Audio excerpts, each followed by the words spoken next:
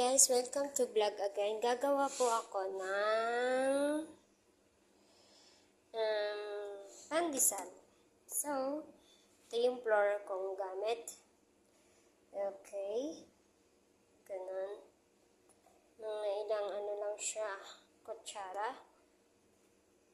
5, 6, 7, 8, 9, 10 ka-spoon nito, okay? Magdagdag na lang, ito yung mga ingredients ko.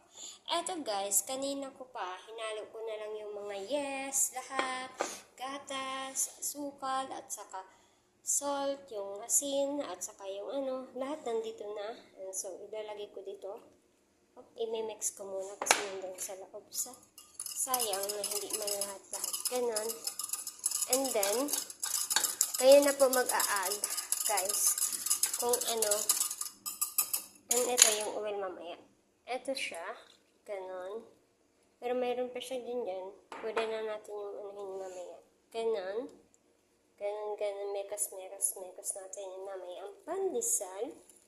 So, ganyan na siya, guys. And then, guys, so, mamaya guys, mag-aano pa ako. Imamassage ko lang siya ng maayos guys kasi wala akong lalagyan po ng sa cellphone ko. Kasi wala pa akong budget na pangbili.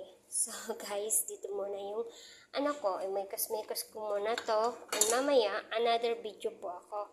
Thank you for watching. Bye! Hi guys! Welcome to vlog again. Ito na yung ginawa ko kanina. Yung kadugtong ng ginawa ko, nagmasad-masad ako. Ito yung na sa pandesal ko. Ito yung pandesal. So, ito. Pero mamaya pa yan kasi lalagay ko pa yan dyan. Tapos yan. Tapos ilalagay dito. Tapos lagay sa puron. So, mamaya guys, titingnan natin. Ha? First time ko gumawa ng pandesal. Hi guys! Ito na. Nilagay ko na siya ng pang-ibabaw niya para ilalagay sa puron, guys. Yan, ang aking pandesal mamaya.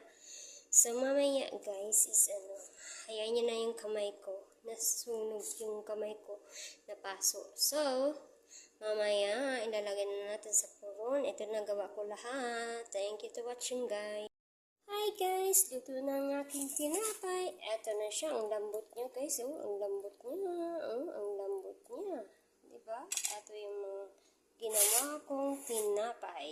Ayan. Pwede natin gumawa sa Pilipinas nito. Ayan. Pag-uwi ko sa Pilipinas, gagawa ko nito. Bye guys. Thank you for watching.